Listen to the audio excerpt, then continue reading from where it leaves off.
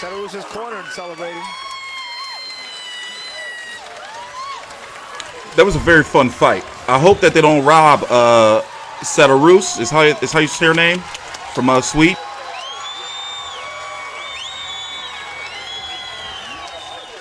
Al, I had the pleasure of ushering in Showtime's MMA in February 2007. Gina Carano and Julie Kedzie making history. First women's MMA fight on premium cable television. I know this is not the first fight, but I have a feeling tonight is going to be a special night if it's like this. What a fight by the lady.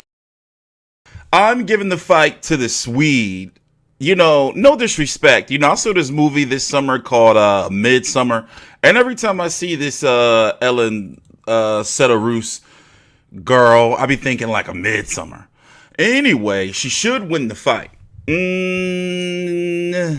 I'm trying to figure out my score. I'm going to say, you know, including the knockdown. Let's look at these punch stats. Hold on, let me go full screen here. Yeah, let's turn it up. Listen in. And you look at the body shots landed. Of course, Napoleon Espinosa, who is known as a body puncher, would have the edge in that department. But in terms of the number landed to the head, a big edge for Cederroos. So, Elin Cederroos, you see, she thinks she's won this fight, but so did Napoleon Espinosa. I like Cederroos' style. She for her height, what is she? She's about 5'10", right? For her height, she fights tall, and she's only been boxing for about 4 years. She's got a very, very good left hook. Oh, that's one. Oh, that's in the last round. You got to see this punch she hit Espinosa with earlier in the fight. Like, these ladies was throwing some lever. This is one of the more exciting women's fights I've seen in quite some time. And I'm glad that so far this card, the first card, I guess you can consider this. Yes, this is a major card of the year with Clarissa Shields on it. This is a good way to start off the year. I'm TstreeT Controversy with FightView360.com. We are here live, real time. So we're going to listen into the cards. I hope they don't rob this girl. We have a close but unanimous decision. All three judges scored about the same, 95 to 94. All three in favor of the winner. She is now the unified WBA and IBF super middleweight champion of the world, Elin Cederroos.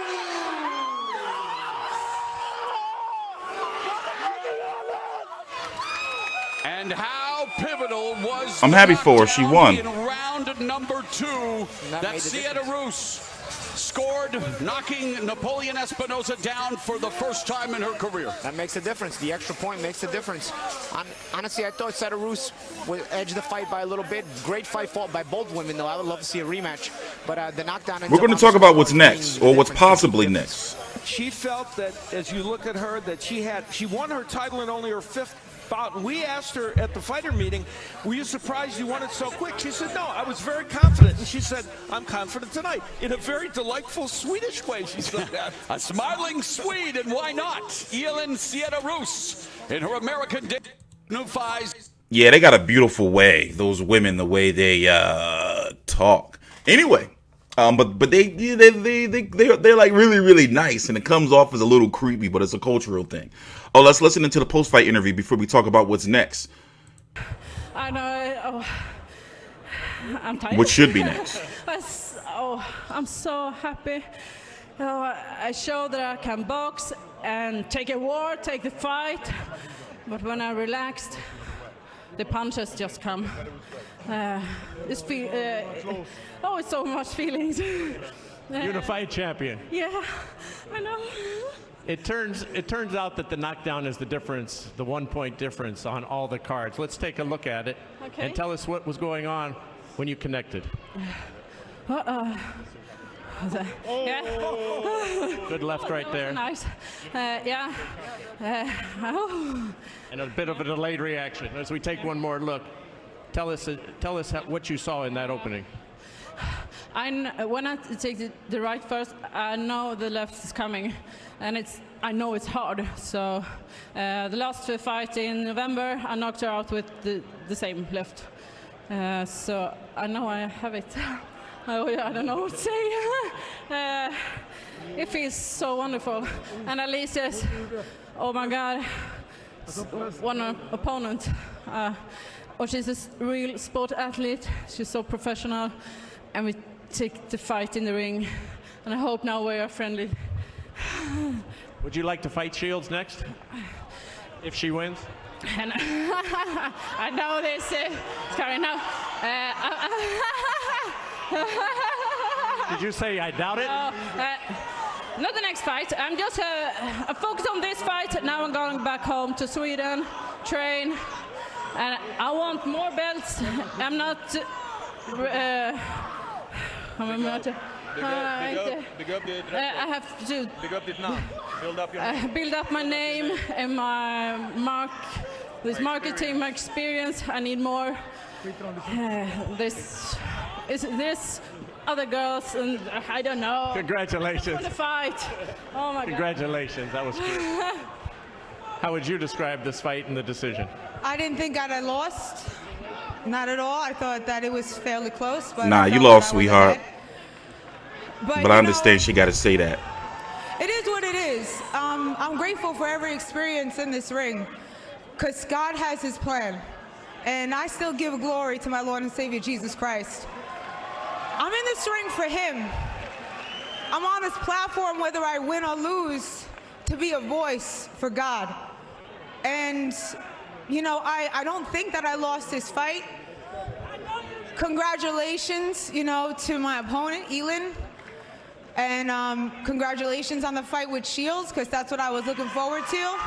Did you look past her, possibly? Were you looking forward? No, not at all. I don't ever look past an opponent. Not at all. I know she was strong. I wanted a tough fight. I know that Elin is an athlete, as the rest of us in this ring. I did not look past her at all. And again, I don't feel that I lost. I feel like it was close. I know the scorecards were close. Very, very close. Very close. Appreciate it. Thank you. It's a terrific fight. Thank you. All right, Mauro, back to you. All right, Jim, definitely a terrific. Elin, Cederroos.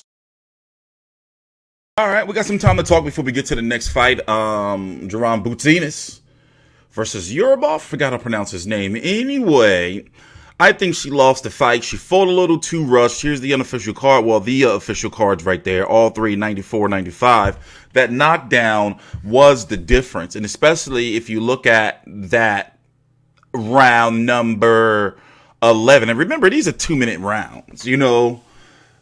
She didn't really respect the height, and it seems as like she's got a nice accuracy for her size and her lack of overall experience. However, she kind of fumbled it a little bit, you know, talking about how she want to take the belts back home and all that shit. You can tell. But one thing for sure is fighting Claressa Shields, we knew that shit wasn't going to be next, because then she would have to. Claressa Shields right now is at 154 pounds. She's undisputed at 168 pounds. And no, undisputed at 160 pounds. And 168 is where she started, and she no longer holds any belts. In fact, tomorrow you're going to have for Sean Cruz Dezurn on the undercard of Jaime Munguia versus Gary Spike O'Sullivan for the WBC, which used to belong to Claressa Shields and the WBO.